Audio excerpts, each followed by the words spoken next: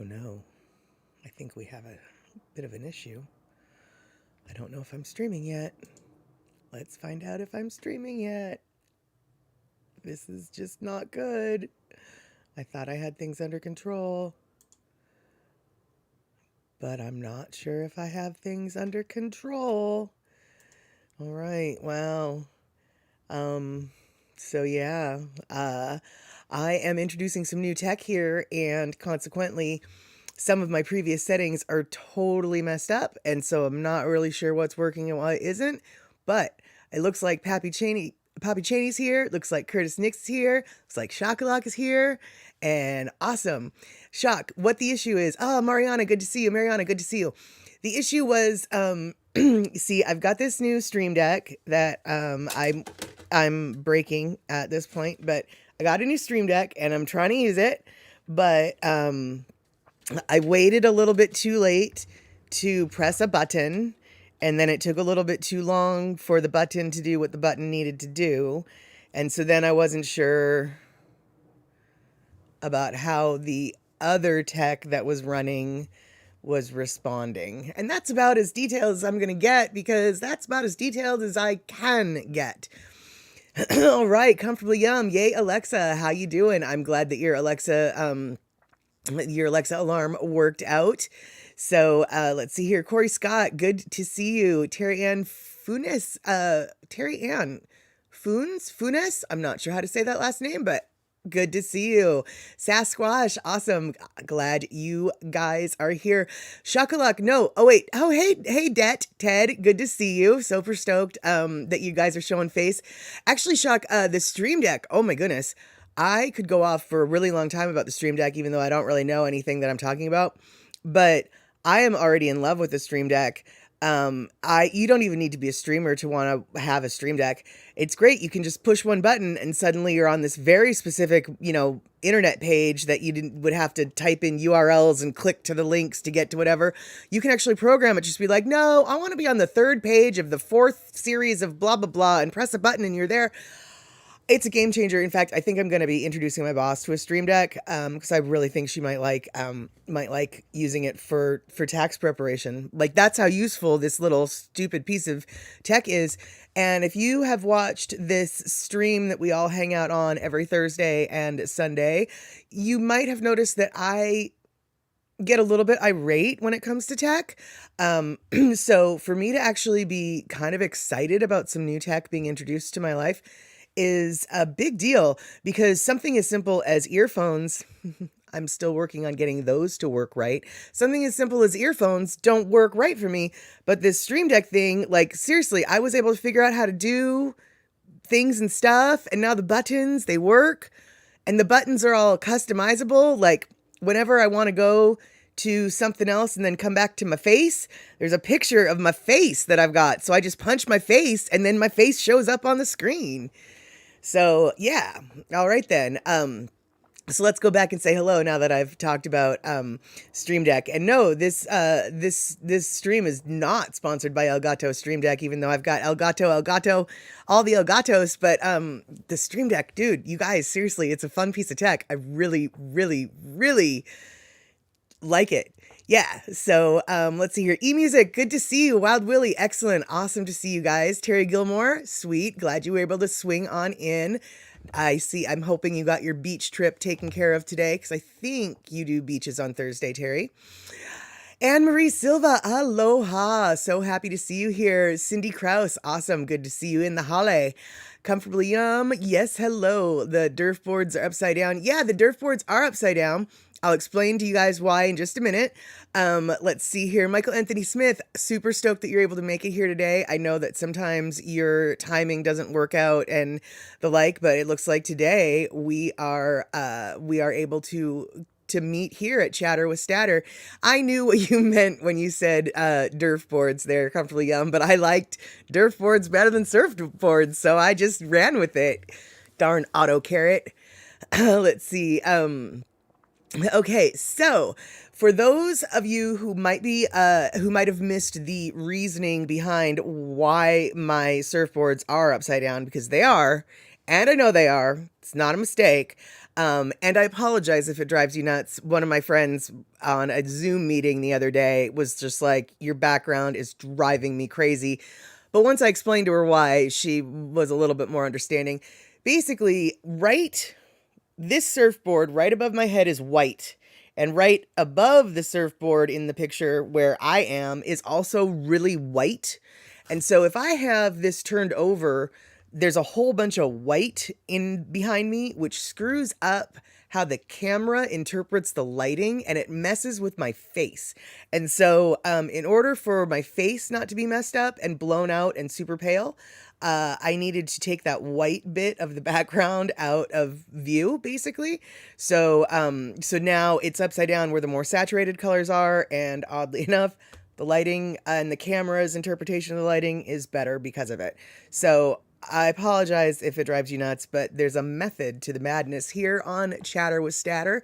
If you are new here and you haven't subscribed, I'd love it if you could subscribe to my channel. I'm only, I think, like 3 or 4 people away from being able to customize my URL, so we're oh so very close to getting rid of that long string of numbers and random letters when it comes to finding my page. So please click the subscribe button if you have not.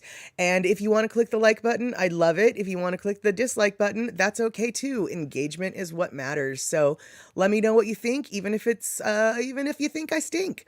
Okay, yes. Excellent.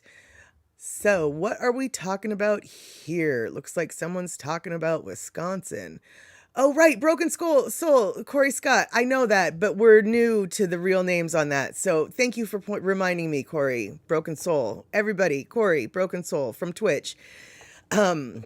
Why would I be talking about Twitch? Because a lot of us hang out on the Daily Pigeon Live, which is a Twitch show with Andy Bumatai. You should check him out. If you don't, every 9 a.m. on the West Coast, 6 a.m. Hawaii time, noon p.m. on the East Coast time. And yeah, super fun show about Hawaii, etc. Andy is the one who put the bug in my ear to get this little stream going. And now we all hang out every Thursday and Sunday on YouTube. And here we are. So Nani Aloha, excellent. So happy to see you here today. Let's see who else is here that I might not have said hello to. Wild Willie, cannot remember if I said hi, but hello, Wild Willie. Devin, good to see you. Gosh, if I missed anybody, I am so very sorry. I wanted to share with you today. Okay, so all sorts of new tech, like I said, the Stream Deck, etc., has been introduced. Consequently, my settings have gone a little wonky, and so I need to fix those, and that'll probably be something I'll fix between now and Sunday. But I'm going to try to play some background music that I don't think you will be able to hear. And because I don't have earphones, it has something to do with the wonky tech settings. I'm not able to hear. I won't get into it. They're not working right now. They work, but they're not doing what I need them to do. Anyway, I'm going to play some music in the background, and I don't think you'll be able to hear it, but I'm curious if you can. So I've started the music. It's Lono instrumentals. We have permission to listen to this if we are indeed listening to this, but according to my mixer, the sound is not coming through. So I am asking everyone if they can hear any music in the background. And if you can, then awesome. But if you can't, then my mixer is telling me the truth. Okay, yeah, all right, yes, that's what I thought. Okay, cool. Well, then I'll just turn that off and pretend like we don't have access to background music like we used to. I'll get those settings readjusted and fixed or whatever. I'm not sure what's going on. Yeah, I didn't, Wild Willie, no, Michael Anthony Smith, nothing's coming through even to the mixer. It has something to do with settings that I queued up wrong when I installed new tech, basically. Because I've been so, that's the ironic thing is, okay, so I'm trying to learn all this stuff. I think we know that I'm trying to learn all this stuff. we're all bearing witness to what I'm trying to learn. And so I get caught up in a lot of like details, and sometimes the simplest things I just screw up. Like, um, so any a case in point here, let me show you. Let's see here. I'm pressing a button here because I'm fancy, and I've got this drop that is actually same but different. And let's see if you guys can tell what the difference is.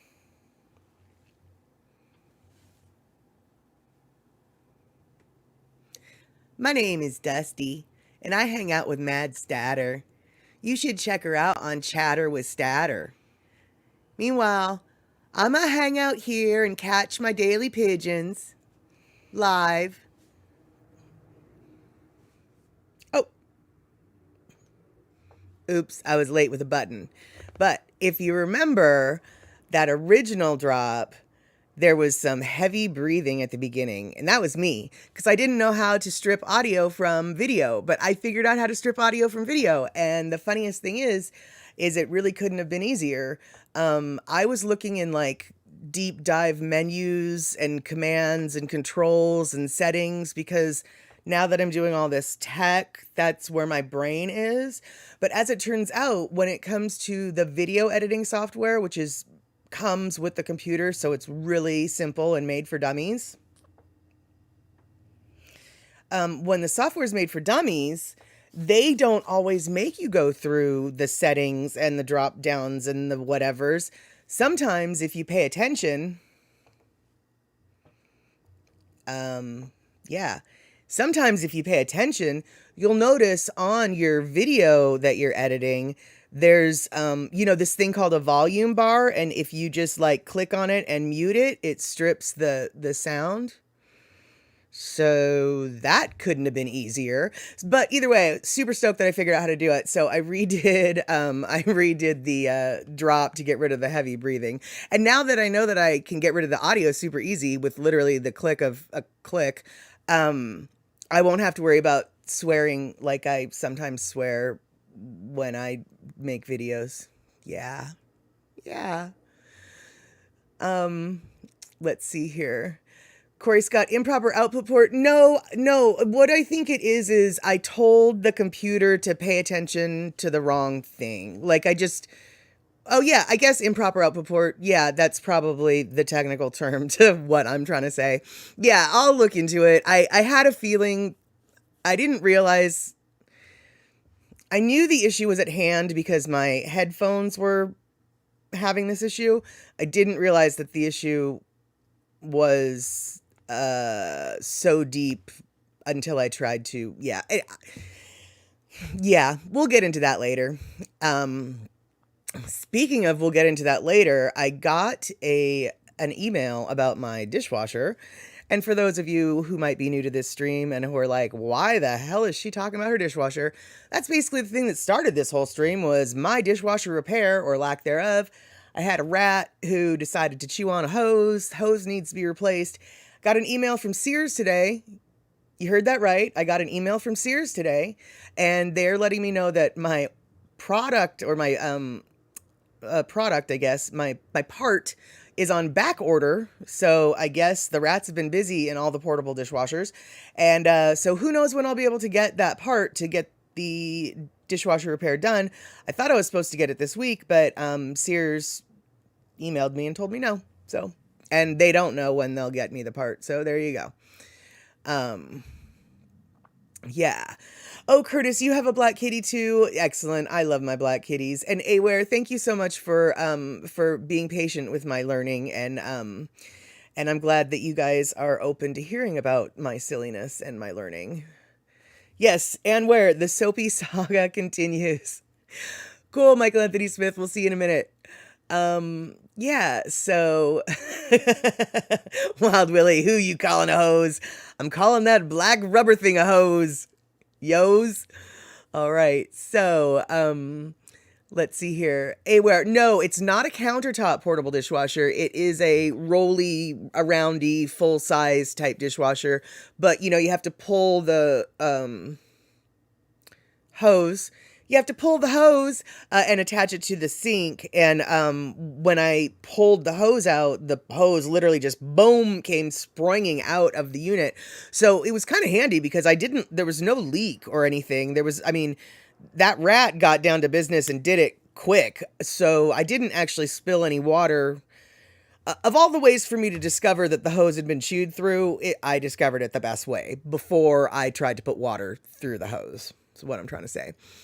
Wild Willie, that particular cat is named Dusty. I've got two black cats. Dusty's sister, who is about half the size of him, she is named Ashes. So Ashes and Dusty are my two black cats. Let's see here. Oh, hey, Rick S. I'm glad to see you showing face. Yes, Comfortable Yum. I guess that's what it's called. It's standalone with an attachable hose. Woohoo. Yeah. So, you're back. Good to see you, Michael Anthony Smith. Yeah. So, super exciting topics here on Chatter with Statter. We're going to continue on to, oh gosh, Darlene, it would have been a mess if I wouldn't have found that hose issue.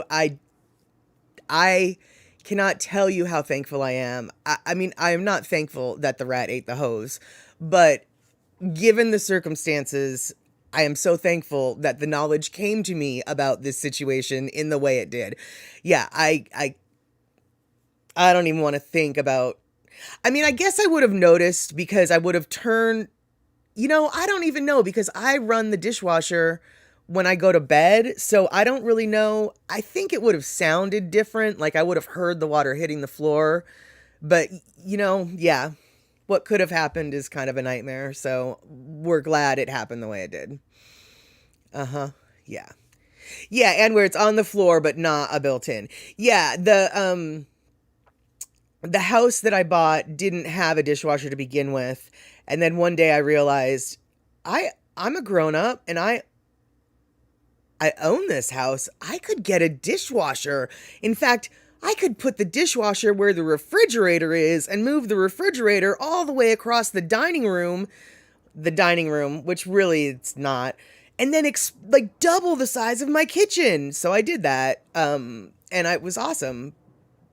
And it served me well until the rat decided to take up residence in the dishwasher and chewed on that hose. Yes, sirree.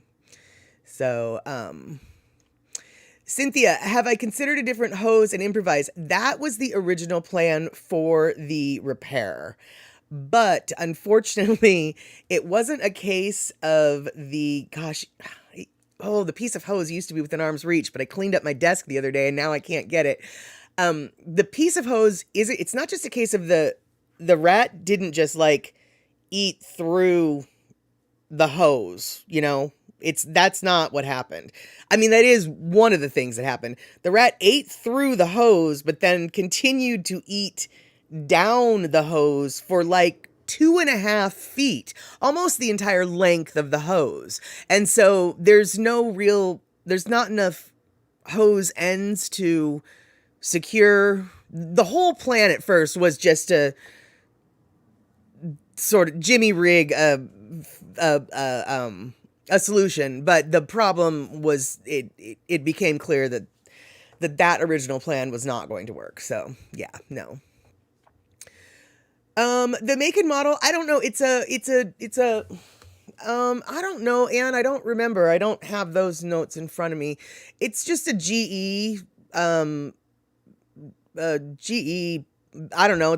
I think GE only makes one portable dishwasher, so it's that one. I've got the part on order. The part is on its way. Just not now is all.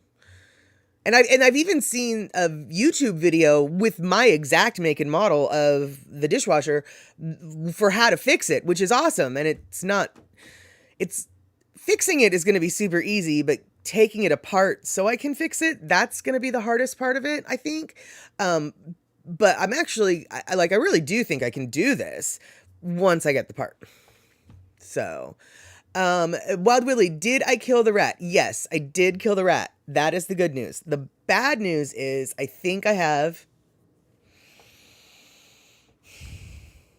I think I have another rat, only that one lives behind my flippin' refrigerator because I've been hearing weird noises behind the refrigerator.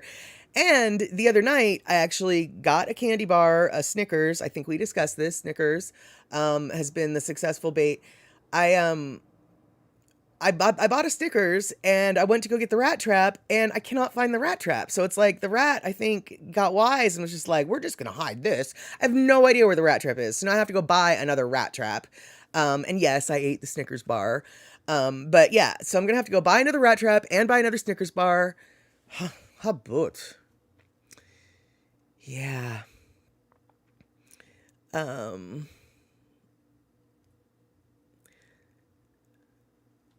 Oh, you big Jungle Book fans. You also had a black cat, Curtis, named, let's see, what was it?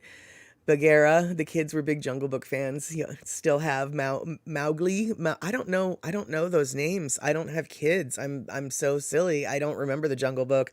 I mean, they vaguely sound familiar, but I don't even know if I said those right. Anne Marie Silva, did the cats do their job and get rid of the rat?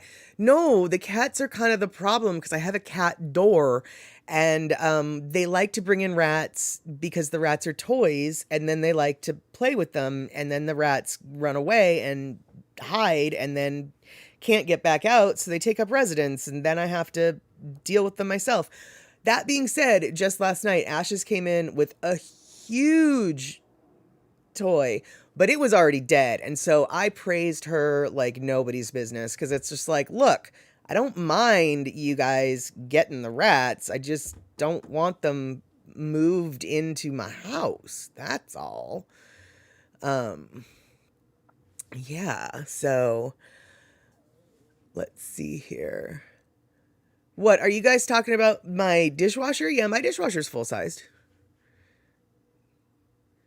Yep. Yeah, I think that the rodent did carry off the rat trap away. I absolutely, yeah, Wild Willie, Aware, you guys are 100% on the same page as me. The rat totally got wily and said, "Not today, Statter, not today." So let's see here. Get a magnetic cat door with magnetic cat collars comfortably suggests. Oh, that's about the funniest thing I've heard in my life. And the reason why that's the funniest thing I've heard in my life is because I've seen my cats wear collars. And I can tell you this right now, Ashes will somehow find a way to get out of that collar within 30 minutes. It doesn't matter if it's a breakaway collar or if it's not. She will somehow get herself out of that collar. And Dusty, he...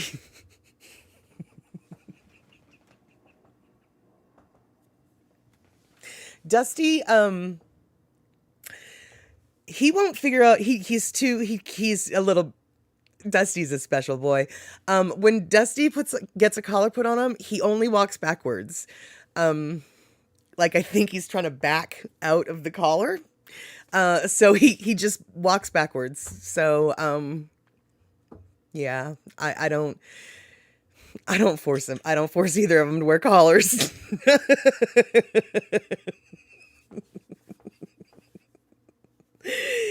Yeah, that's just how that works. So, Curtis, your oldest is 27 and still watches Disney from childhood. You know, some people love Disney. My sister used to want to be a Disney animator. She's super into Disney. It never stuck with me. Oh, I forgot to turn my phone off. Oops. Sorry about that, guys. Yeah. So, yeah, music is life. You're right. There's a rat in the kitchen. What am I going to do? Yeah, you're going to fix that rat. I know. Yeah. It's a UB40. Who was the other guy? The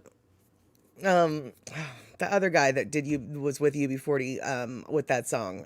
Yeah, it's a good song. And yeah, that's what I'm going to have to do. Is fix that rat. You got it. Yes, cats are weirdo. Aware, Dusty especially. Like I said, you know, he walks backwards. He's a special boy. He's a good boy, but he's not that smart. So, just yeah. Let's see here. Okay, so we are going to get into something that I Oh, really? You got to where you got to hear UB40 sing that rat song live? Yeah, no, nice. That's good. Can somebody tell me who? I want to keep saying it's Herbie Hancock, but it's not. Herb Alpert. Was it Herb Alpert? Who was it that did? It was a UB40 collaboration with somebody who like matters, and I can't pull it out of my head.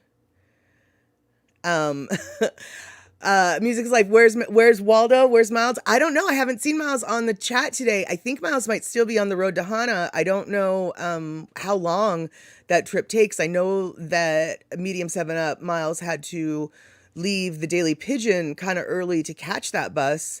So I don't know. I think maybe Miles is still checking out the 7 sacred pools, maybe. Just a thought.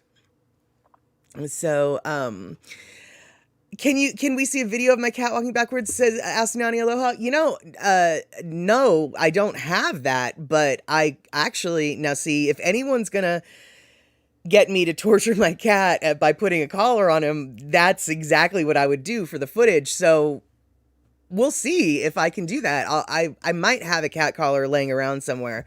And yeah, I will try to get that footage, because it's so sad and it's so funny. I mean, it's just like, oh, little boy, that's not gonna work. It's just, you can't help but laugh at them though. So let's see here. Yeah, Curtis, no collars for your cats, microchips for the younger ones. Yeah, I need to get mine microchipped. I am the worst pet owner when it comes to that. Yeah, it's on my list of things to do. It just hasn't happened yet. So let's see here. Oh, Shock Mouse says he's going to send you a photo of the Black Sand Beach. Excellent. I definitely hope to see that. I've been getting some little secret Miles videos and pictures too. His trip across the islands of Hawaii is so envious. Oahu, Molokai, I think Maui now, I think Hawaii next, and then back to Oahu. Talk about a trip of a lifetime. Probably won't ever need to come back to Hawaii again after that one. Let's see here. Poppy Shaney, it is an all-day trip. Yeah, that's kind of what I figured. I had a feeling it was an all-day trip, so I'm not at all surprised not to see Miles in the chat today. So let's see here. Yeah, it sounds comfortably young. It sounds like Curtis is saying that his cats are 5G.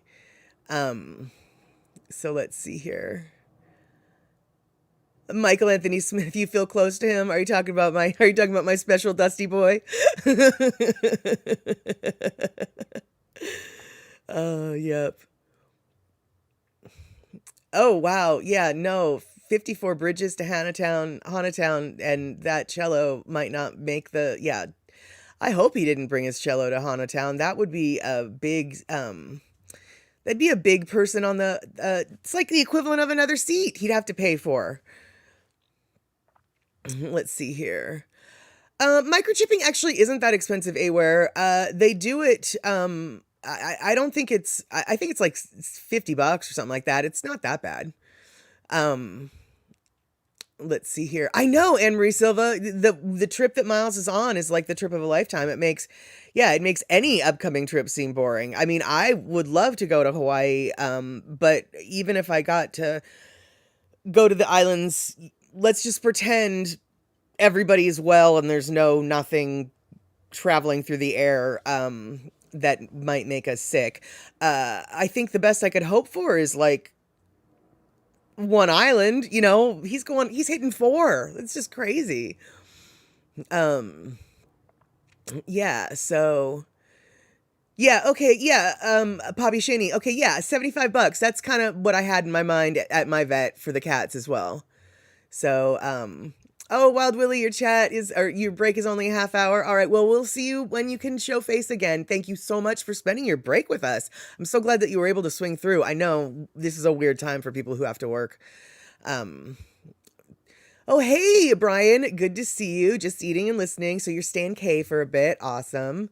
And then Curtis, to Anne, the $75 chipping fee is way cheaper than any kind of recovery from the local shelter, without a doubt. It is totally money worth spending. And especially since both my cats are black, here I am confessing, like, what a horrible pet owner I am, because here we are, I'm talking about it right now. Both my cats are black, and so black cats, luckily my cats are very road savvy. They're both 7 years old. They've been indoor, outdoor their whole life. They know what's up. But still, black cats are hard to see at night, more likely to get hit by cars. And I just, if God forbid something ever happened to them and somebody found the cat, I would like to know what happened to my cat. I've had animals go missing, and it's the unknowing is almost worse than having to knowingly put them down, in a way. At least when you put them down, there's an end, this is depressing talk, so we're going to change the subject, but Curtis, you're totally right. Chipping them is something that I really do need to do. Yeah. So Devin, oh, you're a bad cat mom too? Fantastic. I'm glad that it's not just me. I have a bunch of videos of me terrorizing my cat when she was alive. Tape on the paws, get her in a harness, laser pointers. She was a good sport about it. Yeah, some cats are way better sports about it than others. I had a cat that when I was growing up, that I would do, things that as an adult now I would never do to my cat. She loved me, it was good. But it was funny because whenever I was about to cross a line, like whenever she was really tired of, like, you need to stop doing what it is you're doing, she would never scratch me and she would never bite me. But what she would do is she would pretend to bite me.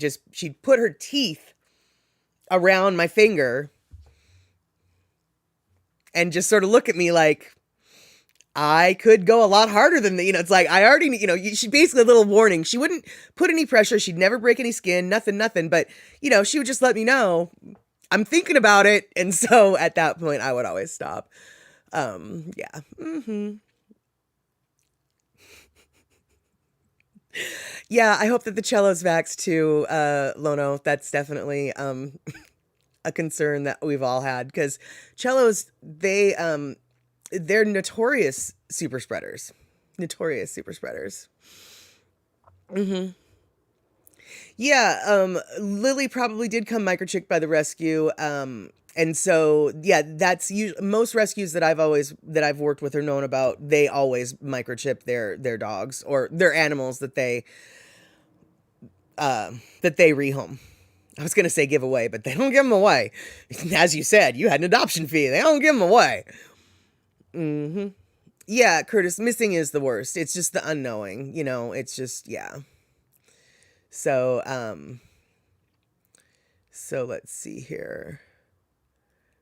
So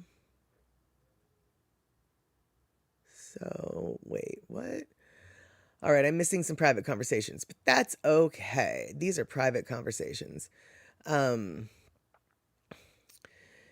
Yeah, she did, so they can find her. Yeah, as well as you. You got it. So, alrighty then. So what we're gonna do today, now that we're a half hour into scattered chatter, I actually had, I still have like a game plan for this show. I have like buttons set up. All of the buttons, I have them set up.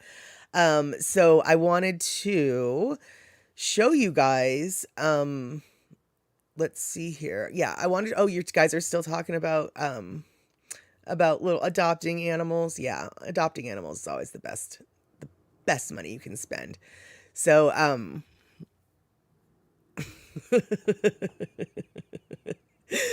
anyway, so yeah, talking about all of the covering up of the holes so the music cannot escape. Hubbo cello, that's funny.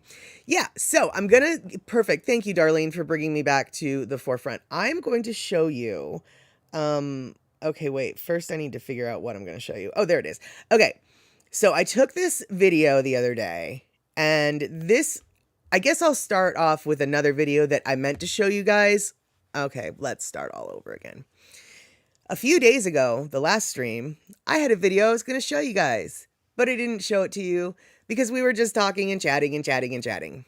So you didn't see that video, but that video was a video through White Center that was basically totally centered, and you couldn't really see the stuff on the side of the road. And I didn't like that. So I had this brilliant idea. You'll see how brilliant the idea was. I had a brilliant idea to maybe angle the camera a little bit so it could see the right side of the road, what's on the side of, just see the scenery. So I videoed this with that in mind. And as I rewatched it, I will consider this a full-on failure because that brilliant idea drove me nuts. So be prepared to be really annoyed with the angle at which this is videoed, but we're going to watch it together as a learning process for what do we learn here on Chatter with Statter?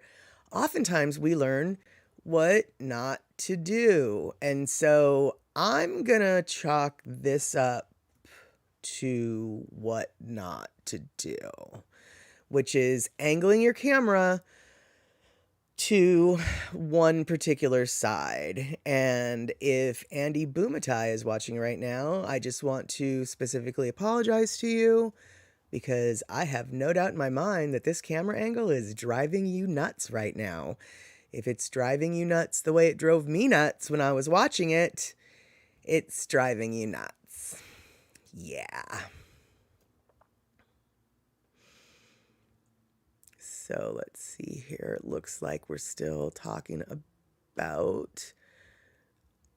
Oh no, we're talking about ash from the fire. Yeah, we've got a lot of grossness here in Washington as well.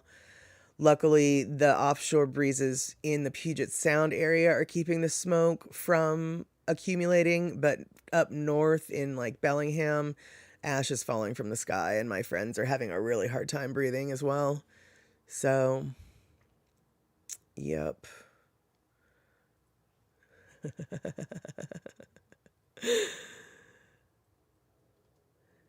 All right, so yeah, exactly. That's you. There you are. Oh, Shani, you've been here. Poppy Shani, you've been to Burien. Yeah. So that little bit was the main downtown core for the town that I live in. And then the little bit after the stoplight is the old town Burien, which if you notice we just passed the feed store, because we actually do have a feed store in town, which I love that feed store. It's flippin' awesome. That's where everybody gets their chickens and things like that. And yes, comfortably yum. This is definitely the neighborhood where the bar called the Tin Room is at. So, yeah, so now we're on our way out of town to where the rich people live. And so this is pretty boring footage, but it'll eventually get a little bit prettier. This is just a road in my town. A road in my town. No, you're not there yet, Lono. Cindy Krause, I live in a town that's just over 50,000 people. So it is kind of a big town. I don't think there's very many cities in Washington that are over 50,000. So, yeah, our town is definitely expanding. Aware, we have good city chicken keeping rules in my town. We do, yeah, I think you're allowed like up to 6. You're not allowed a rooster. So, which people break that rule all the time. I know of, I can hear 2 different roosters, from my house in, every morning. So, yeah. Yep. So, yeah, and so the old town was sort of where we were, and then this section that we're coming up to is also like the secondary old town center that used to be, and this is where like the really rich people live. Although we're actually about to go down to the beach where the really, really, really rich people live. So, oh, Andy, you are here. I don't know if you heard me apologize for this camera angle, but yeah, I'm sorry. This is learning. This is learning. Darlene, the better question is, do the rules get enforced? Yes and no. If your neighbors aren't going to report you, nobody's going to know. Nobody cares. I don't mind the rooster. The roosters that are in my neighborhood they aren't like some roosters that like caw all day or night. I like hearing the roosters. But yeah, it, it, it does get enforced if your neighbors don't like that you have roosters, I guess is what I'm trying to say. Oh, you said it's not bad? Okay, well, all right, okay. All right, so Anne, you like this camera angle? All right. Excellent. This maybe isn't as bad as I thought. So, yeah, so basically what we're doing now is going down a little winding road, and everything to the right is pretty much where the shore is, or towards the waterfront. Because I live on a ridge basically, and like as the crow flies, I probably live like a mile from the water. And when the wind is right, I actually can smell the salt air, which is super awesome from my front door. Can't see it, but I live probably, a mile from the water itself. It takes many miles to get to the water because of the roads, but as crow flies, I'm not that far. So, yeah, super lots of trees, which is part of the reason why I did this filming, was because it's just like, because it's kind of a pretty little drive. You don't get to see a whole lot of houses. Until we're about to go around some corners that suddenly, boy, there are a lot of houses. Yeah, there you go. So, okay, cool, Andy, as long as we can see forward, it's good. Well, yeah, there's a little bit of seeing forward.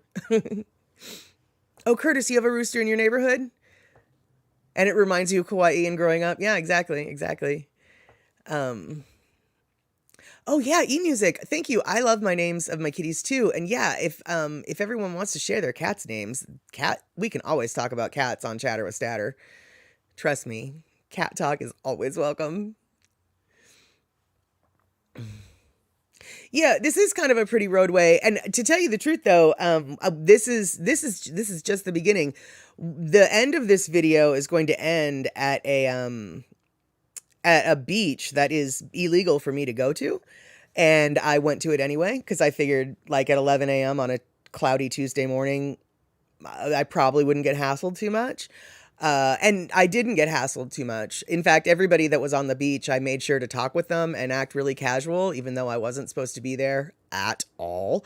Yeah, they were nice to me. I petted their dogs, and I made some friends. So yeah, hopefully next time I show up and they're there, they won't question me being there. They'll just think, oh yeah, she belongs. Because it's a really nice beach. And when we get down to the beach, I'll talk to you about it. But right now, we're about to get down to a different beach. Yes, Rick, it is a private beach. It's a private beach for certain landowners in a neighboring city. The town just south of Burien is called Normandy Park. And they incorporated back in like the 30s to keep all the black people out. And I don't say that as a joke. Like, seriously, if you look at the redlining around those properties, it was very clear that they incorporated for some pretty nefarious reasons. They are very hoity and toity in regards to who lives there still. And yeah, only certain people who have Lot A privileges are allowed to use that particular beach. And I do not have Lot A privileges. Mostly because I don't even live in the city, let alone the specific Lot A area of said city. But, whatever. I still go to their beach because it's the nicest flippin' beach around. The Puget Sound isn't known for really nice beaches. It's mostly rocky. The water normally is super cold. Like the beach across from Seattle and West Seattle, the water between Seattle and West Seattle, literally like 10 feet off of the shore, you're in 600-foot water. The water's freezing. And deep, whereas the beach that we'll eventually be ending at is totally shallow, super shallow. The Native Americans used that area as a clam digging and oyster harvest ground, because it's one of the few it's a sheltered cove with incredibly shallow water that goes hundreds and hundreds of feet out before it gets to be the 600-foot drop off like the rest of the Puget Sound. The Puget Sound is not technically an ocean, but it is a huge body of salt water. It's just inland. It's 150 miles inland from the actual ocean. And there's a bunch of like tectonic plates that collide in the area. And so some of the depths of water just off of shore, like I said, are like 600 to 800 feet deep. Some of the largest octopus in the world, octopi, whatever, they live there. And it was actually Jacques Cousteau's favorite place to go diving. It was the Puget Sound because you could get into such deep water so close to the shore. So we are now entering a neighborhood called Three Tree Point. And this is the properties that are like hoity and toity, super crowded, as you will see. So the houses are just built right on top of each other. And this is the neighborhood in my town that puts on the 4th of July fireworks show. And it's not an official city event, but the city likes to pretend that it is, and they like to encourage people to go down there. But as you can see, there's really no place for people to the accessibility of this neighborhood is next to none. So I don't really know why the city thinks it's a good idea to encourage people to go to this private neighborhood fireworks. I really wish that the city would do their own fireworks, because we have a lake that they could do them over. It's not like there's not places, but that's a local issue. You guys don't care about that. This is Three Tree Point, where like the super rich people live, and their stuff is right on the water. And all of these buildings that are on the right hand side close to the shore, they are an extension of the lot of the house on the other side of the road. However, technically speaking, none of them have been given proper permission to build on that land.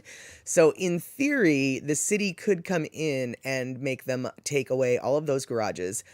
But I happen to know that the city has no plans to do that, because I have a bunch of friends on the city council. So, yeah. So let's see here. Yeah, you call it high maka maka. That's exactly it. So, so does this little town have public transit? Well, okay, first off, Three Tree Point isn't a town. It's a neighborhood in my town. And no, or yes, I do believe there is a bus route that goes through there, but no, I can't really answer that question, but no one ever has suggested taking the bus down to Three Tree Point.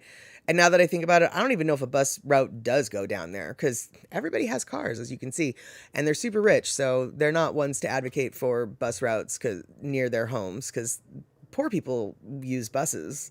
And I don't say that meaning me. I'm just saying there are so many. My town is full of a bunch of really rich people and a bunch of really poor people, and there's a lot of animosity between the two of them. And so I'm just my chatter is just reflecting the venom that is a locally available venom, I guess. Yeah, well, yeah, you can't. I mean, Cindy, where the people supposed to park for that fireworks show, right? In that neighborhood.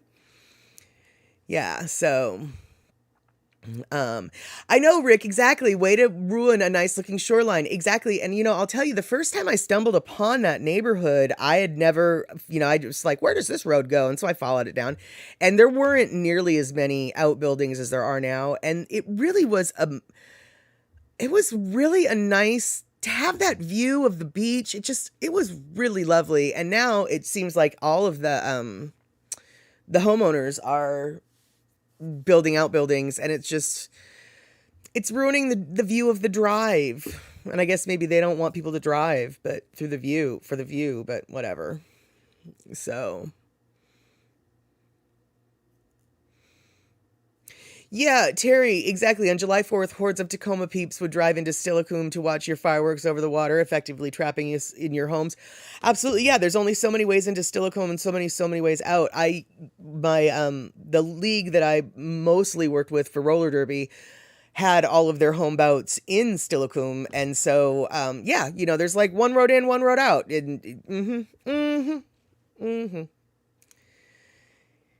yeah, so as you can see, Western Washington lives up to the Evergreen State moniker that is the state of Washington. And so that's why I figured, little drives like this, even though we're not going anywhere, are still maybe not the worst thing to look at. So, yeah, and the pines and the green are gorgeous there. Totally. When I went to college, I had several out-of-state friends who literally said, I never knew there were so many shades of green until I moved to Washington. Because, there's blue greens, there's purple greens, there's yellow greens, there's orange greens, there's green greens, there's olive greens. Yeah, Well, yeah, Terry, and then all the people trashing your lawns and not, removing their debris as they leave. That's a whole other issue that is a nuisance when it comes to public events like fireworks displays. So, oh, yeah, comfortably, you say, except for in storms. You're talking about the shoreline, the access to the shoreline or being so close to the shoreline. Honestly, I do. There are on Three Tree Point and then a couple houses on West Seattle. I do kind of get scared for them during the big winter storms. It's just like, in theory, I would love to live there, but come December, or actually, no, come Thanksgiving time when we have our big traditional storm in the area, I feel like I might be scared.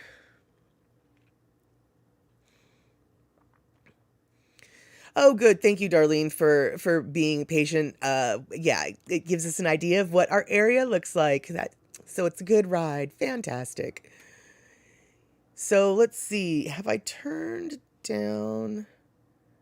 It looks like I might have already turned down to the cove at this point. Yeah, so I've made the turn. So now we're going back downhill to the beach that we're not supposed to go to. Yes. Oh no, the trees during the storm. Okay, well, you're right. The trees during the storm, not good either. It's comfortably. Oh, that's right. Your landlord did have that branch crash through their roof. Yeah, I do get a little bit scared during the super high winds. And yeah, Terry, exactly. There's Puget Sound green and then there's Hawaii green. Hawaii green, though, is a little bit different because it's got that red earth to just make it pop. Wild Willie, who owns the beach? I'm assuming it's a conglomerate of Lot A owners. I don't really know. I don't know. But this particular beach that we're about to go to is only legal for residents of Normandy Park who have Lot A rights. I don't know what it takes to have Lot A rights, but I do know that as someone who doesn't live in Normandy Park, I don't have Lot A rights. So, yeah. So I just, went there instead because I figured it's like, whatever. It's 11 a.m. on a Tuesday flippin' morning. I would never, ever do this type of thing on like a Friday afternoon in August when it's sunny. But it just so happened it was a really cold, rainy, miserable, actually, I loved it. But it was, it was a gray day. I figured there wouldn't be a lot of people on the beach. And there weren't. So there you go. And yeah, Wild Willie, exactly. Hi, Maka Maka writes, without a doubt. Yeah, we were about to, we're about to pass some signs that, yeah, exactly. I'm just visiting. What's the big deal? Yeah. Well, and I guess actually I suppose technically I have access to the beach as much as anybody else. It's just that I'm not allowed to park in the parking lot, and there's no other places except for the parking lot to park. And in order to park in the parking lot, you're supposed to have like a certain sticker. But I figured nobody's going to be checking the stickers on a Tuesday, on a gray Tuesday. It just, if it was the 4th of July, if it was a Saturday when it's, 85 degrees out, there's no way I would do this. No way at all. But it's not. So I figured perfect time to grab some footage. So I didn't just grab some footage. Yeah, Terry, they have a lot of rights while the rest of us not so much. Yeah, and that's what really pisses me off is that because this beach quite literally is one of the nicest beaches. It's actually got sand, like it's rough, coarse sand, but it is sand. Most of the beaches on the Puget Sound are just rocks. They're rounded rocks. They're nice rocks. They're rocks, but they're not sand. This, when you get close enough to the shoreline, actually is sand. So that's me pulling up to the little boat launch. I don't know why they have a boat launch because the water is really shallow and I'm just not sure how the boats are going to launch, but whatever. Yeah. So now so very few people, one dude there lives all right up on the beach. He might get angry for me being there without the right sticker, I guess. But, so I parked and, yeah, and then that's the end of that little holo. And oh my God, Rick, seriously? That never occurred to me. It's brilliant. And I will not admit to going ahead and planning to do this online, but Rick suggests a suggestion, which is just take a photo of that sticker and print one out. That's not the worst idea I've heard, but I'm not going to do it or anything. Right?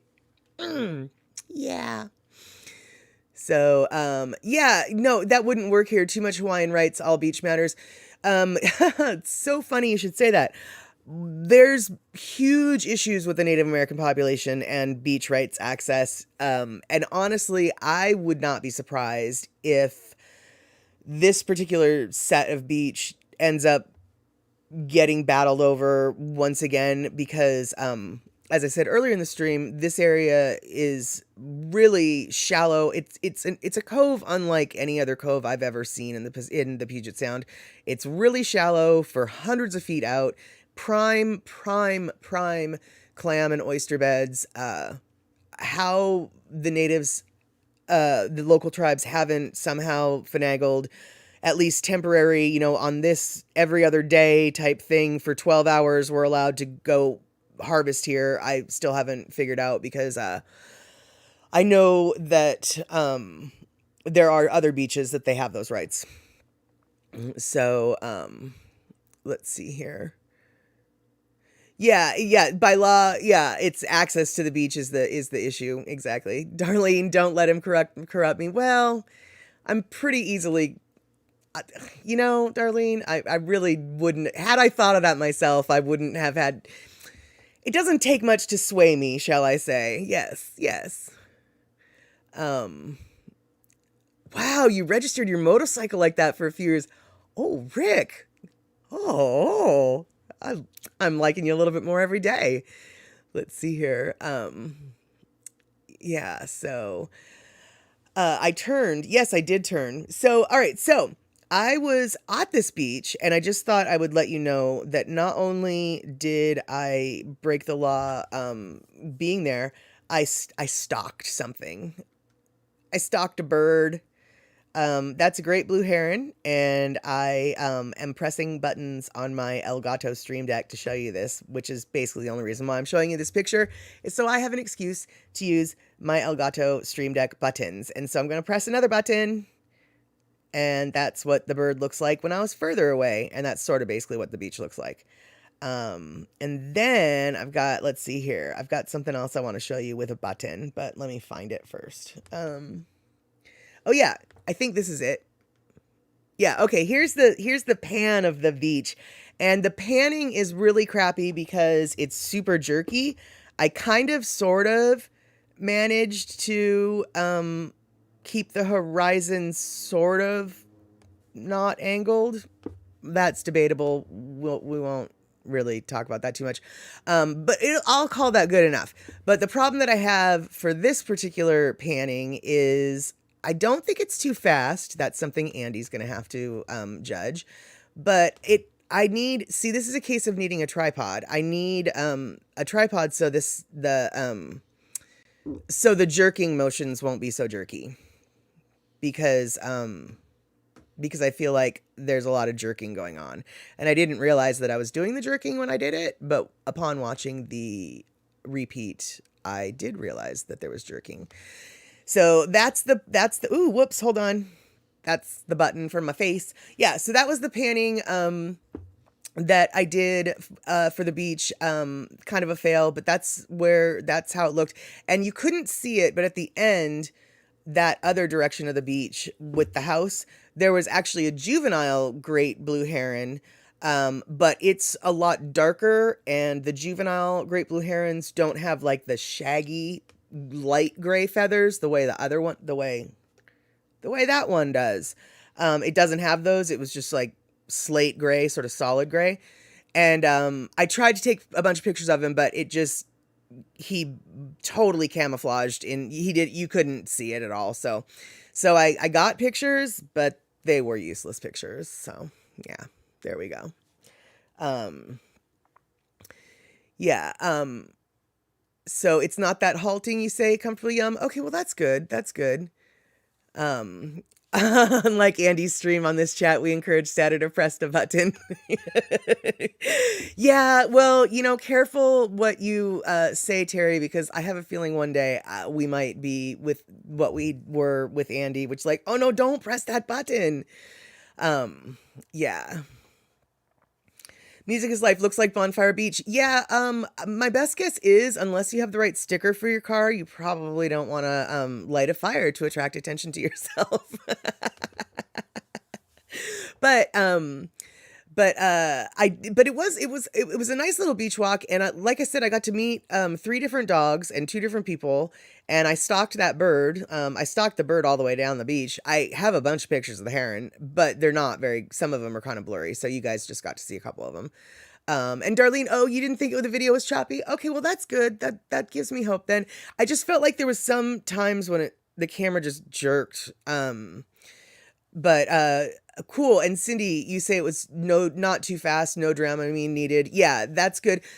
I generally the times the problem I have with panning is I think I listened to Andy a little bit too seriously, because the problem I usually have is I pan like painfully too slow. So I'm not worried about the too fast-ish as much as I am the steadiness, and then of course the angle of the horizon. Apparently, angle of the horizon is really, really tough for me. You think you saw Miles on that beach? Maybe. It was nothing but white people on that beach. I will tell you that much, Lono. So yeah, he could have been hiding out in the driftwood there, making his own little shelter for the evening. That could be. So let's see.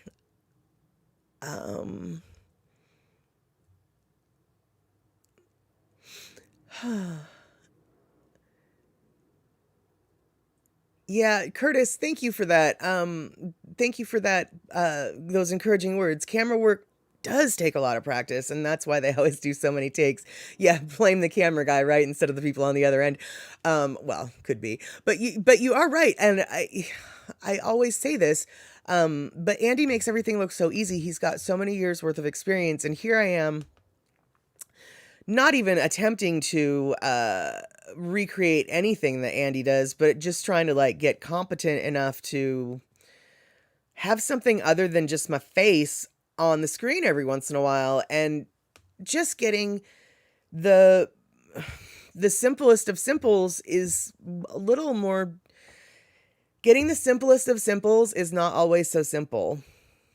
That is, yeah, that's my story, and I'm sticking to it. Yeah, exactly, Poppy Shaney. Miles is everywhere, so I would not be surprised if he showed up on my beach one day. Miles is like, Waldo, where is he? Exactly.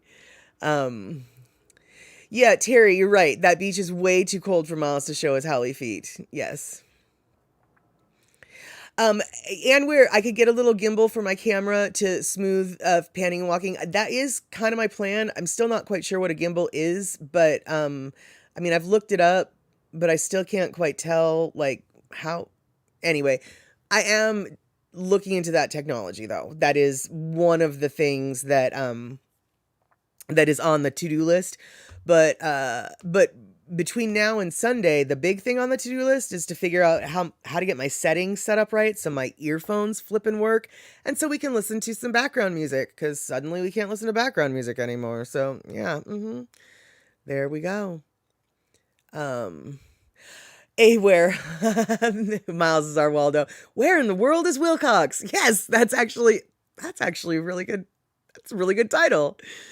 Um, so wait, what? E-music, you've got to be kidding me. Okay, e-music says, when a hurricane was about to hit Hawaii Island, the big expensive hotel chartered a bus to evacuate guests, but they wanted limos. You know what? You can just die in the hurricane then. We don't need to clog the roads with excess numbers of vehicles that can only hold 6 people at a time, but you only put 2 people in them.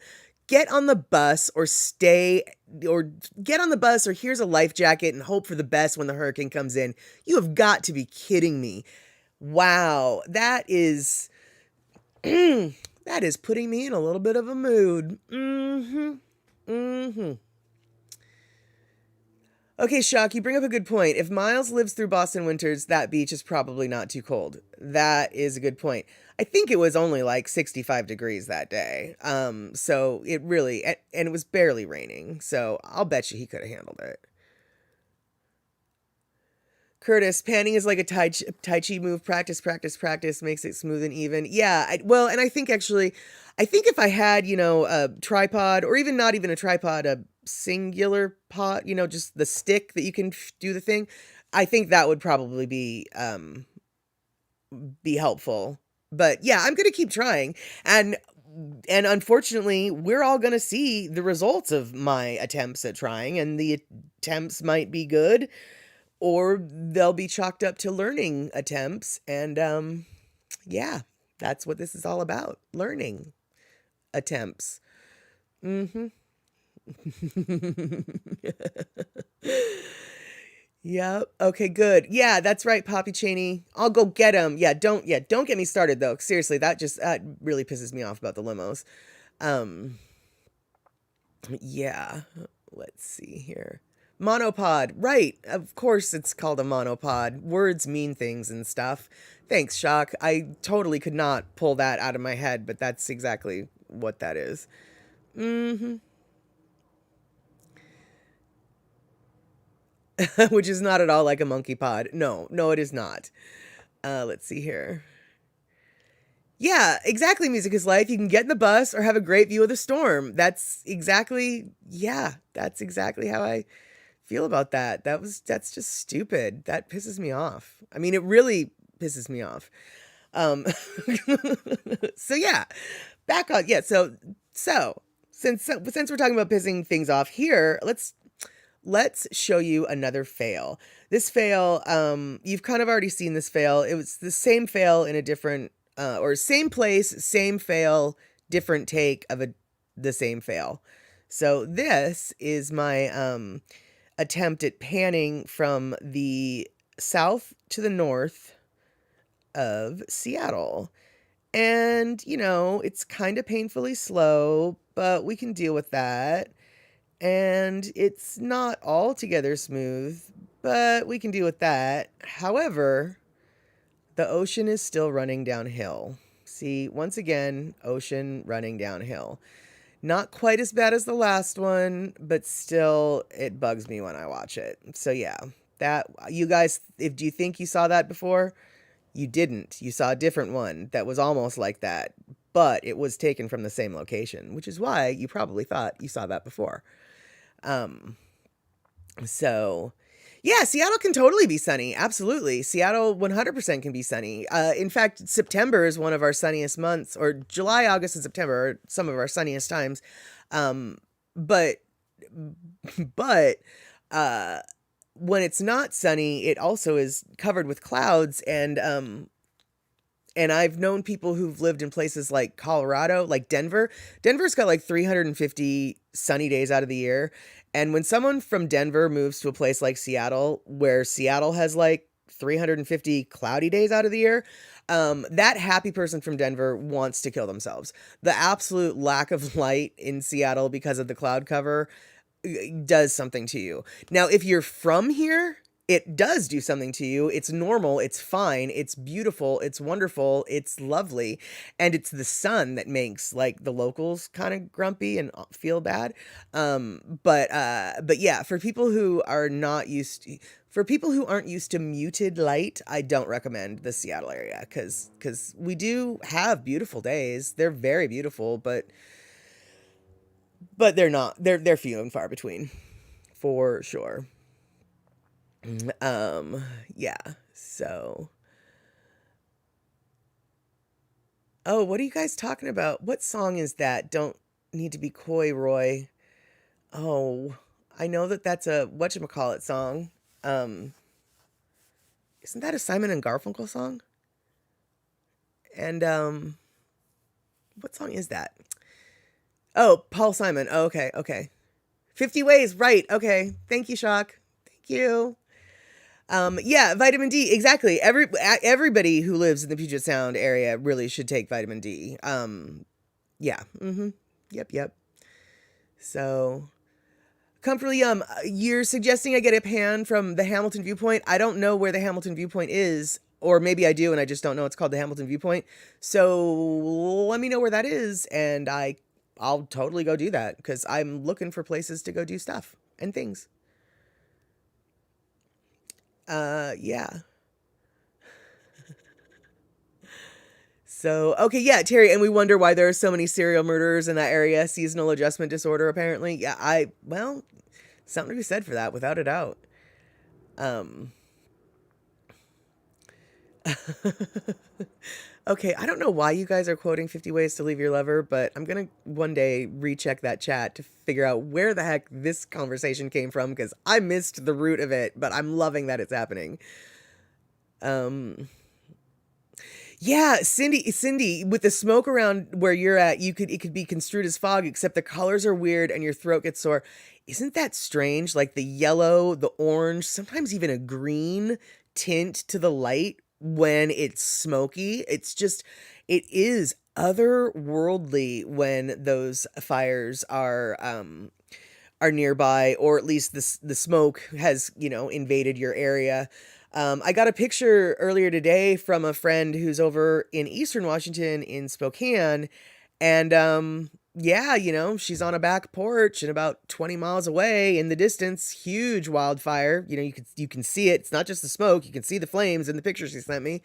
World's on fire everywhere. Lots of smoke in the air. Um, let's see here. Rick, you get 4 seasons in Wisconsin: spring, construction, mosquito, and winter. And most of us turn out okay. Yeah, yeah, we have in the Pacific Northwest, it's sort of, we have, I saw somebody, they made like a pie chart and of our weather, and it was like all shades of gray except for like these two slivers. There's this one, we have 2 weeks usually in February that I call false spring. It's like 70 degrees, the flowers start to bloom, and you think, oh yeah, it's spring. And then boom, it, is snowing and hailing again, and all the flowers die, and it's, then there's no fruit on the trees later on in the season because the flowers didn't get pollinated because they got beaten up to death with the hailstorm. But yeah, it's all gray except for like 2 weeks in February and like 2.5 months in the summer. And then part of the 2.5 months in the summer that's sunny is also smoke season, so it's actually not sunny. Yeah, the sunset is all the wrong colors. Exactly. Sunsets are beautiful during the most polluted times, but still all the wrong colors.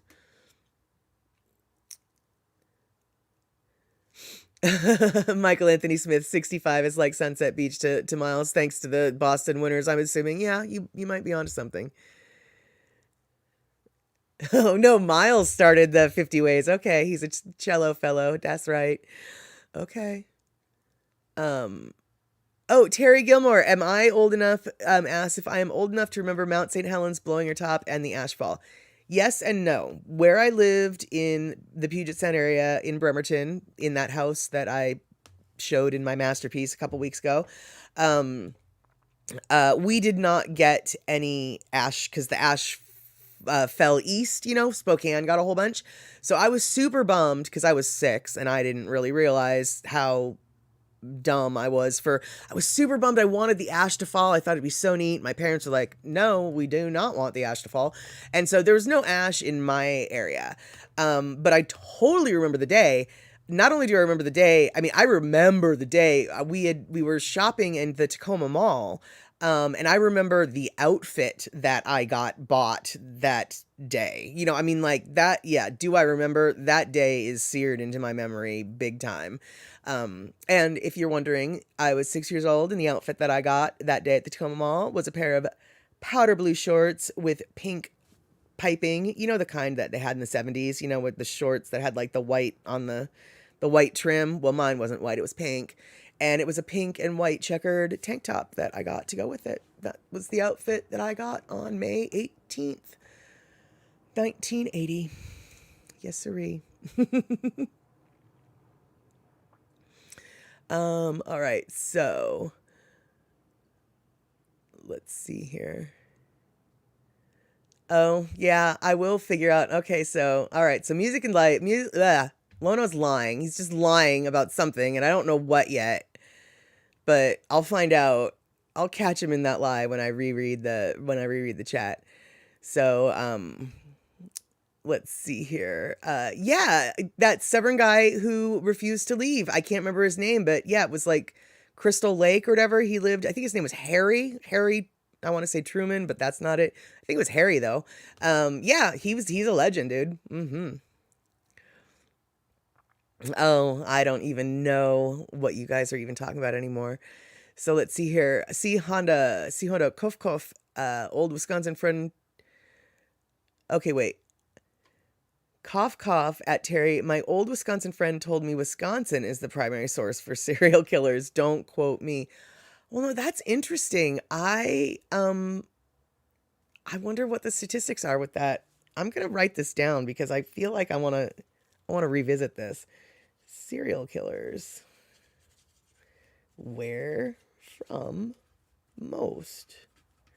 I don't know if Wisconsin or Washington or whatever has more serial killers that they can take credit for, but I am, without looking up the statistics off the top of my head, I am willing to bet, I'll bet $1 to the universe that whatever state produces the most serial killers, it's going to be a northern state. It's going to be a northern state that's kind of cold, on the colder side. Northern states, I guess, by definition are on the colder side. So that's redundant. But I'm going to think it's a northern state. That's just me. And I don't mean northern like the Civil War northern. I mean like closer to the Canadian border northern. So, North Dakota could be in the running. Maybe. So I don't know what is like a gray moist sponge, but if it's like a smoky gray moist sponge, then we know we're talking about Burger King. Wait, what is going? Okay, cool. Comfortably I will check my tweets and I will check out where Hamilton Point is. And oh my gosh, Comfortably it was Harry Truman. Okay, so I didn't just make that name up. I mean, I thought Harry Truman was a president, not the guy that. All right, I don't know. Yeah, there we go. All right, so okay, so everybody's telling me it was Harry Truman, but didn't we have a president named Harry Truman too? And I know the guy that blew up in the mountain wasn't the president, but we had a president named Harry Truman too, didn't we? I feel like I can hear Colonel Potter from MASH making reference to a president, Harry Truman. I that is the worst reason in the world to know about, to think you might know about a president. So I understand that maybe I could be wrong. Yeah. hmm So okay, I'll look up Ed Geise, whatever, Gines. I mean, he was the first serial killer from Wisconsin. Okay, all right, hold on. Let me make note. What was his name? Wait, hold on. Ed. Wow, I've got the memory of a goldfish here. All right, cool. So, well, okay, well, right, Comfortably Young. We have those pig farmers in Canada, but they're not the United States. They're in Canada. So I'm just talking about the United States serial killers. That's the parameters in which these statistics are going to be sought. So yeah. Um,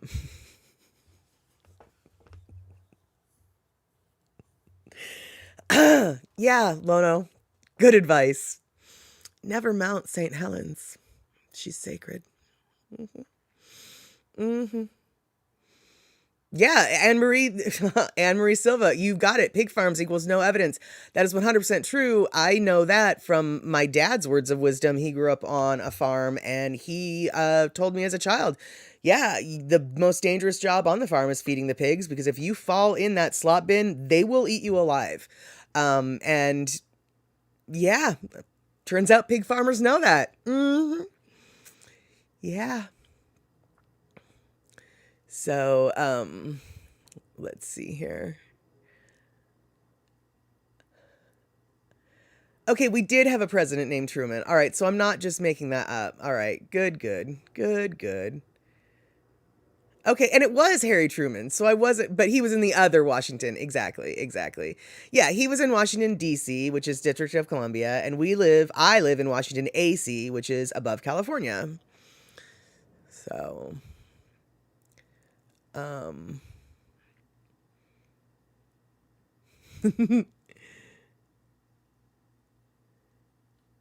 oh, right. He was FDR's VP at the end of World War II. I think that might be why Harry Truman and Colonel Potter was talking about Harry Truman and MASH. But who knows? So eMusic, responding to two chats. I have flown over Kilauea volcano when it first went off in 1983. The pilot didn't know how not to. Oh no, that's not good. Oh God, no, that's awful. That's awful for so many reasons. eMusic, first off, going over a volcano while it's erupting is kind of a scary idea. But then the simple fact that the pilot didn't know how to like reroute himself around it, that's kind of disturbing. Yeah, all right then. Oh. So let's see. Yeah, we had Bundy and Ridgway, which are pretty prolific. I mean, we've had actually quite a few, I think, beyond Bundy and Ridgway. Hey, speaking of Ted Bundy, okay, so Ted Bundy, there was an author named Anne Rule, I think that was her name. Yeah, Anne Rule. She did a book about, Ted Bundy called The Stranger Beside Me, because she actually had met the guy many years before. And anyway, one of the neighborhoods that neighborhood that we drove through, Three Tree Point, Anne Rule lived very near that neighborhood in a different section, just a little bit further north on the coast, on the shore, in a neighborhood called Seahurst. And yeah, so Anne Rule, actually, when she was alive, she lived in my town. Yeah, so there you go. So,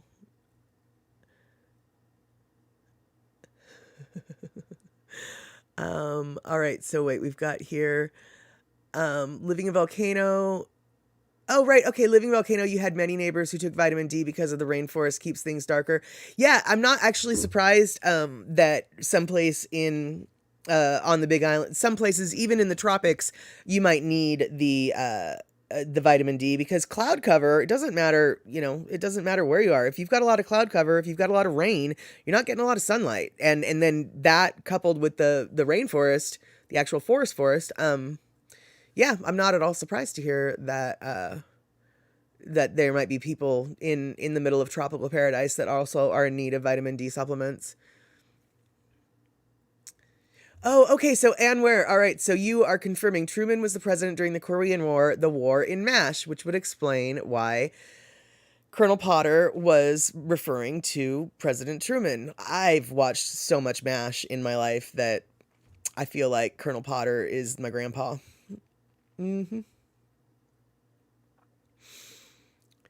So, oh, Andy. All right. So, all right, everybody. I don't know if you're going to be disappointed to hear this, but apparently Hawaii has produced a serial killer before. And we have a serial killer in our midst. Andy Bumatai just finished off the last of the Raisin Bran. Yep, that's right. So Hawaii can produce serial killers. Mm-hmm. So, yeah, chatter has a tendency to scatter when you're here in the scatterbox, the chatterbox, the statterbox, whatever we're calling ourselves in the statosphere these days, statosphere these days. Yeah, we're talking about all things and nothing and no things. Let's see here.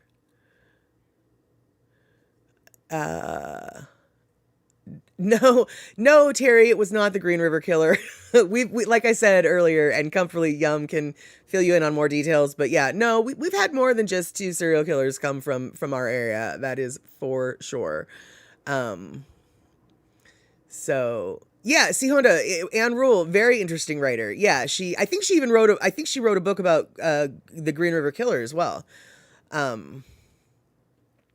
Yeah, let's see here. Terry Gilmore says Ted Bundy's mom worked at your old college and she was the nicest lady, so you never know. Yeah, exactly. Well, actually, that was the whole point of The Stranger Beside Me, the book that Anne Rule wrote about Ted Bundy, was, he worked at a suicide hotline with her. She was stunned. He was a very nice, charismatic young man when she knew him. Yeah, you never know. Mm-hmm.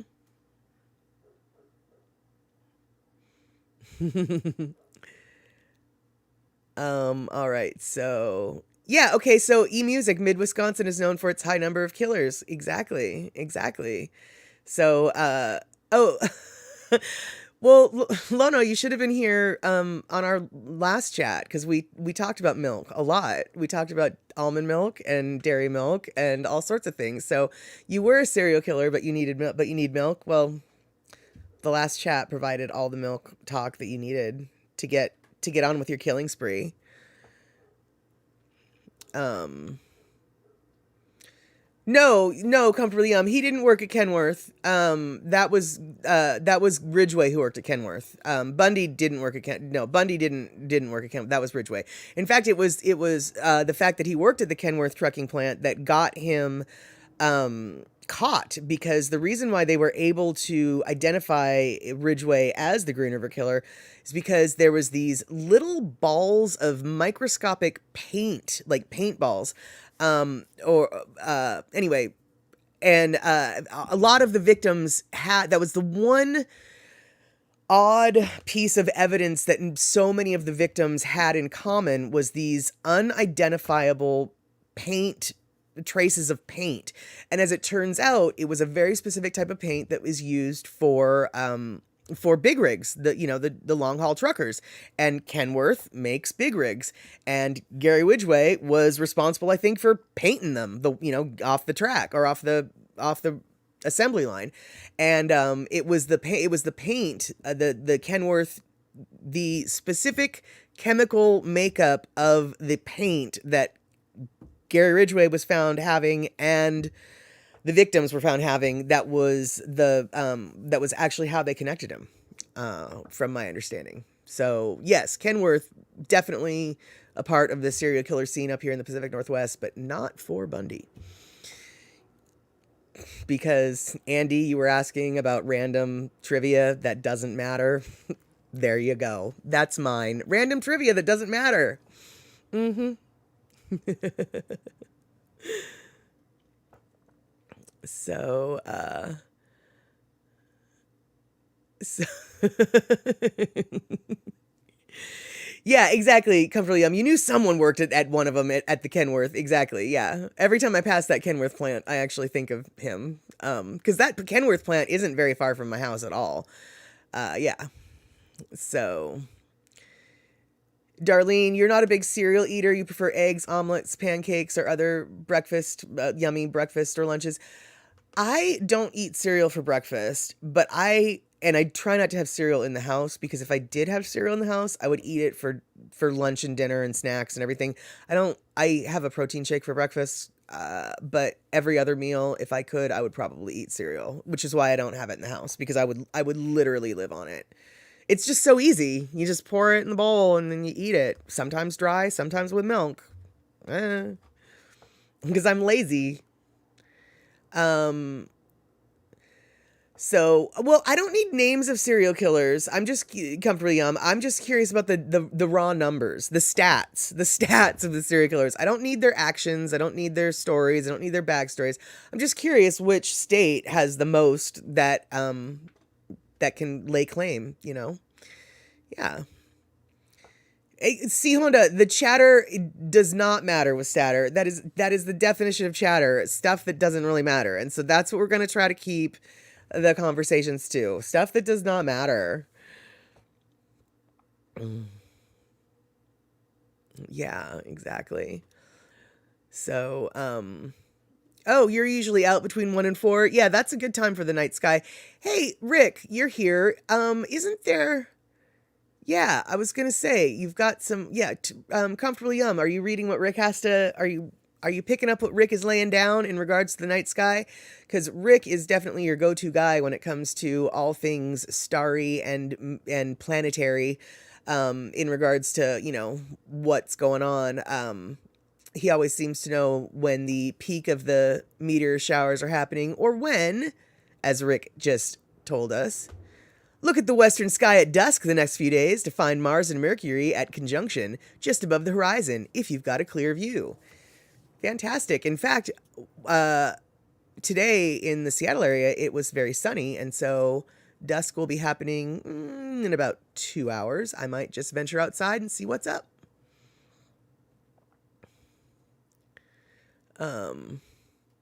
Oh, Poppy, your area still has a bunch of the smoke. Yeah, that is too bad. Not surprised. I'm pretty sure everywhere in California has probably got at least a little haze.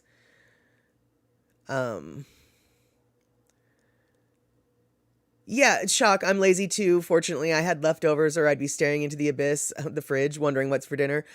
Honestly, because I live alone, this is so sad. And this is totally true. Like the other day, I made a meatloaf, and I pretty much plan on eating off that meatloaf for the next week because it's just me. And so it's kind of nice. It's like, okay, well, for the next week, I know what I'm having for dinner. I mean, it gets a little old, but still,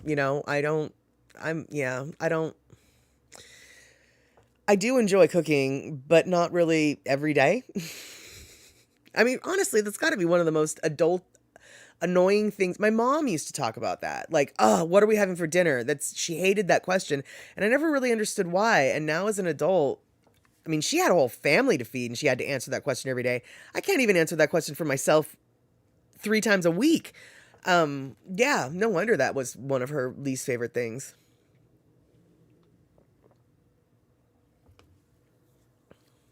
Whoa. Hold on. We're going back here a little bit. So, eMusic. The Aloha airline pilot purposely flew us over the volcano several times and even dipped the plane side to side for us to look inside. Glad to still be alive. Yeah, I don't know if I would appreciate that. I mean, in retrospect, after I'm done with it, I'd probably think, okay, well, that was pretty awesome. I'm glad I got to see that. But living, like, as I'm seeing it and not knowing I get to live through it yet, and the whole, I don't know if I would have liked that. I don't know if I would have liked that at all. Yeah, oh no, the chef left town for the afternoon, so you're on your own. Oh yeah, so good thing there were leftovers, because it's, yeah, it sounds like you've got a built-in chef. I kind of wish my house came with one, but no. You like chocolate milk, Michael Anthony Smith? I do and I don't. Like, people who drink chocolate milk instead of milk, like with their dinner or something, that seems weird to me. But every once in a while, I do get in the mood for, like, oh, chocolate milk sounds like it would be really tasty. And I like chocolate milk. I like store-bought chocolate milk. Chocolate milk that you make, like, in with your Nesquik or whatever, it just doesn't taste the same as store-bought. And store-bought chocolate milk every once in a while is really, it's really yummy.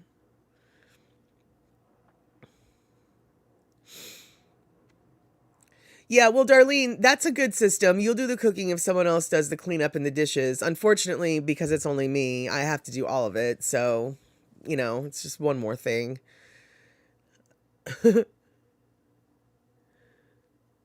Yeah, no, totally. Okay, Anne Marie, it's just the two of you, us humans. But when you make things, you make big batches, divide and freeze. Tropical salsa, apple butter, pie filling, etc. Oh, I'm totally there. When I make a lasagna, I divide it up and I'll have, my freezer will be filled with it, little packets of it so I can have instant, or not instant, but, ready-made dinners and the like. Yeah, if I'm going to bother to make something, I generally make more than, I mean, takes just as long and dirties just as many dishes to make something for 2 as it does for 8. So might as well make 8 portions of it and have the rest later so you don't have to cook later. So,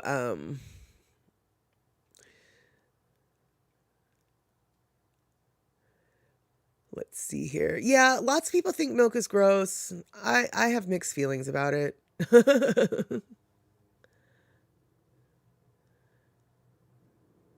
So, yeah, well, exactly. Yeah, that's the whole thing. If you have, right. Okay, so, as much as you dislike milk in theory, right? When you've got warm chocolate chip cookies or corner brownie or whatever, there's nothing else but milk that you're supposed to drink with that stuff. I mean, what? You're going to have water? Yeah, get real. That's silly. Yeah, no, you need milk with the cookies. You need milk with the brownies. For sure. Yeah, I know. Let's all go grind at Anne-Marie Silva's house. Totally. So, where you order some prepped meals each week so you have some healthy options when I don't want to plan and cook. I've actually been thinking about doing that. But the emphasis is on thinking about it as opposed to actually doing it. So there you go. Oh, you eat cereal with yogurt. That's actually a really good idea. I have eaten, oh, what is it? Oh, it's really bad for you cereal. What is it? Cocoa Krispies. I've eaten Cocoa Krispies with plain Greek yogurt, and it's actually really good. So I haven't thought of ever trying it. Well, other than like granola with yogurt, but that everybody does that. But it's never occurred to me to try cereal, even though I've done it with one cereal. It's never occurred to me to try it with other cereals. That's a good idea. Um, so let's see here. Yeah, yeah, to drink milk by itself isn't something that many people do. I used to be able to do it. It just bothers my sinuses, so Rick S, we do all leftover meals once a week to clear out the fridge, so interesting combos come out of that fridge. Oh, I feel ya. I have made leftovers, or I've made meals out of leftovers, and oh, yeah, some of the stuff that you come up with, it's just like, well, I hope that pile of goo tastes good because that's what we got. Oh yeah. Let's see.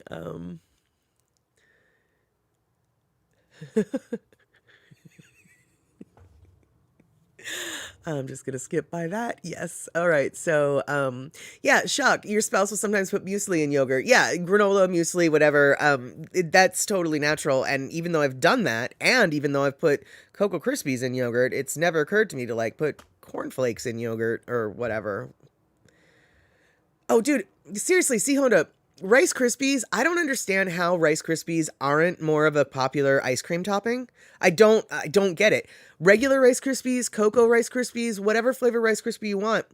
Rice Krispies and ice cream are awesome together. I don't understand why when you go to like a frozen yogurt place or whatever, they don't have that as an option. I don't want crushed up gummy bears. Frozen gummy anything sounds awful. I don't want that. Give me some Rice Krispies.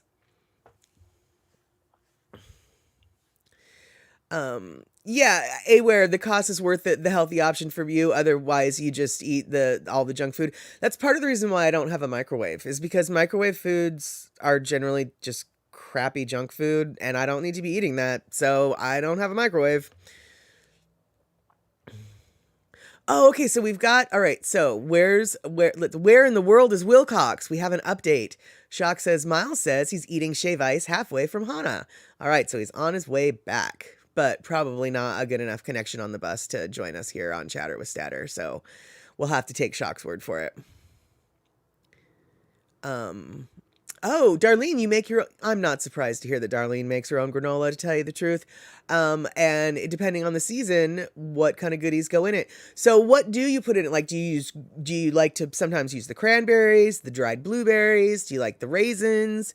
What's your situation? I know I just mentioned fruit and not any kind of like almonds or whatever. So, if you use nuts, let me know.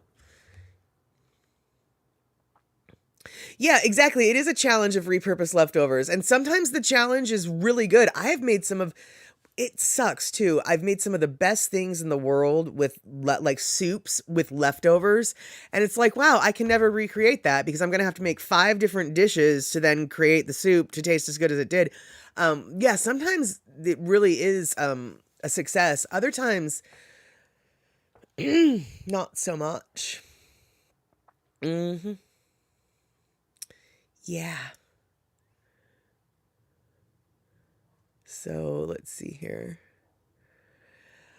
Comfortably you have a microwave because Dell showed off his cool microwave. Yeah, Dell from Hell is my best friend from roller derby, well, and in real life. And on Facebook, he showed off this fancy pants microwave that he got, and it was so awesome looking that I actually did consider getting a microwave just because it looked so flippin' cool. But I resisted the urge.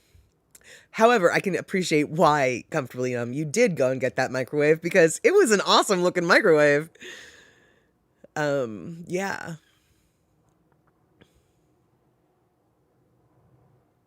So, oh my. All right, we've got flying chats. So, um, oh, you make your own yogurt. I've never had homemade yogurt, Shock. I don't know how I feel about you making your own yogurt. That seems weird. But let's see here. We've got blueberries, nuts, bananas, chocolate chips, coconut, and sweeten the granola with honey. Go, got to throw it in vanilla bean powder. Interesting. I've never heard of vanilla bean powder. Oh, wait. Vanilla. Okay, so vanilla, maybe I have heard of it. Vanilla bean powder, that's actually just powdered vanilla extract, right? And now that I say those words out loud, it's like, well, duh, what else do you think it would be? But am I right? Yeah, exactly. The microwave looked really retro, and I knew that you bought the same one. I mean, I didn't know, but I figured that you bought the same one that Dell showed you. Let's see here. Um, Use all of those fruits, but nuts and seeds to mix with oats and toasted coconut too. Oh yeah, I forget that coconut sometimes is in muesli, and I really like the coconut. Um, yeah, Cynthia Kraus. I do wish that I had a microwave for like melting or softening butter to room temperature so I can like bake stuff or whatever. That's really the only thing I do wish I um had a microwave for. Okay, and it's not really a fancy microwave. It's just a silly microwave, but it looked really cool. It looked really cool. It was bright red. It was like sort of like it had a 1950s jukebox look to it. It was a super cool. It was a super cool looking microwave. Um, Rick says, all that stuff goes into the granola. We have a cool dry goods store nearby the cabin. It's like going to town and stocking up with the good stuff. Excellent. Yeah. My town, Burien, has a good dry goods store too. In addition to our feed store, we actually have a place called the Granary. And, yeah, if you need, any kind of dried grain, in 50-pound sacks, they can get it for you.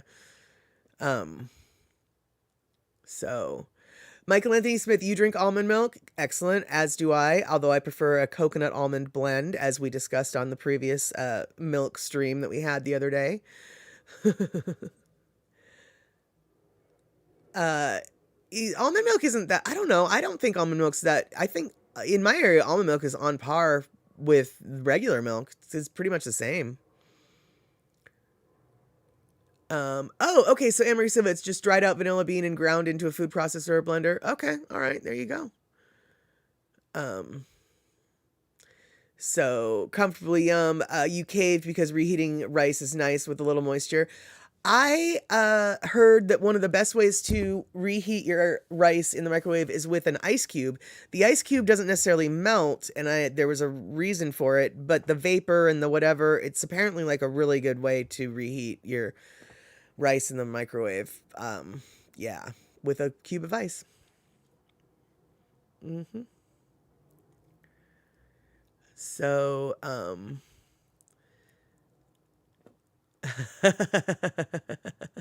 right. Yeah, Lono's got this triplet. So we just left Anne's house. Good food. Heading to Darlene's for some nuts. Then off to Cindy's for dessert. All right, let's do this trip. We've got it covered. Yeah, so Ovaltine is your favorite chocolate drink. Interesting, eMusic. I don't think that Ovaltine tastes chocolatey enough for me, but it does have, I guess, what is it? It's the malt. That's the sort of background flavor. I do like Ovaltine a lot. And if I'm going to have chocolate milk that's like made at home instead of the store-bought kind, Ovaltine is the kind that I probably would choose. Uh,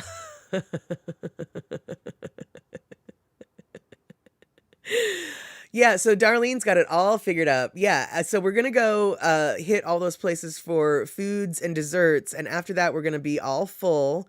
So when we're done eating, we have to have Lono give us rides home on the dolly because it's just downhill for everybody.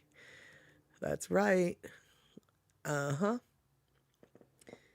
Cynthia Kraus, you made chocolate ice cream. Yum! I love homemade ice cream, and I love chocolate ice cream. So yeah.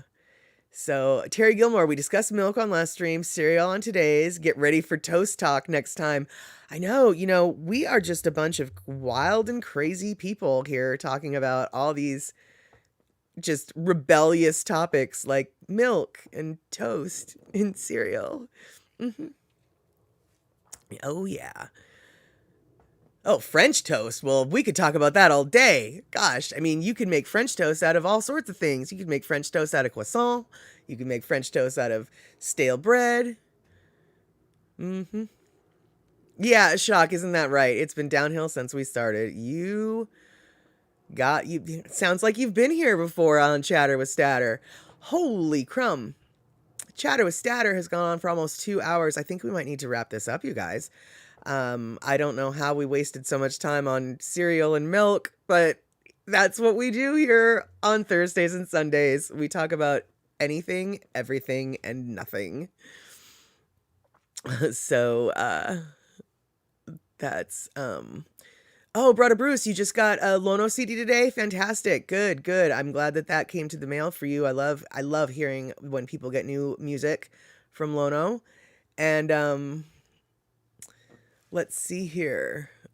Cindy's dessert a la mode with the chocolate ice cream. Yeah, I think we definitely need to stop by Cindy's house to catch those desserts. Without a doubt. So, yeah. So, yeah, this time I don't know which one of you, Anne or Lono, I don't know which one of you declared shotgun first, but next time the other one gets the front seat. Whoever got the front seat this time, next time the other one gets it on the holo holo. Because I have more holo holos. Not going to show them to you today, but I have a button that I could have pressed to show you one. Actually, that's not true. I don't have a button, but I did have a click I could click to click it on. I mean, I have a button, but not for the holo holo. All right, then. Yeah. So, okay, eMusic, time for her to go. And I think everybody needs to probably do something because we've spent the last almost 2 hours wasting a lot of time together. I had a great time with everybody. I hope everybody had a great time with everybody. I'm super excited that everybody came to hang out. So yeah, next time it looks like Anne gets the front seat. Perfect. All right, so that's Anne already has declared shotgun for the next holo holo, and as we've got it here, Comfortably Yum is doing my job for me. Don't forget to hit the like or the unlike. Engagement is really all we're looking for here.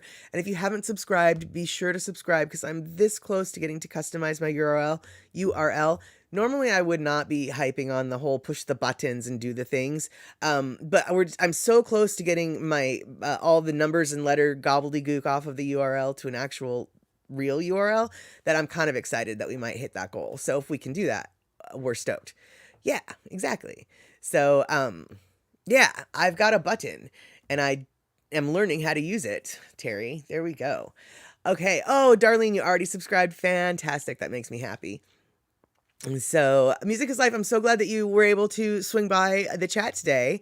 It was not a sad matter. Yes, that is good. I'm glad it was not a sad matter today with Mad Statter and Chatter with Statter. So next time, if you want to hang out with Chatter with Statter and everybody else who loves to chat along in the Statter box, come, I think today's Thursday. So the next one is next Sunday at 4:30 p.m. West Coast time, 1:30 p.m. Hawaii time, 7:30 p.m. East Coast time. And if you're not those things, you'll have to do your own matheses, but I would love to see you hang out with all of us every Thursday and Sunday. So, yeah, with that, it sounds like no final update for Where in the World is Wilcox. So Miles is probably still miles from home, as it were. And, yeah, we'll just have to wait to hear from Miles on the next stream. Until then, I'll see y'all later. Thanks for stopping by.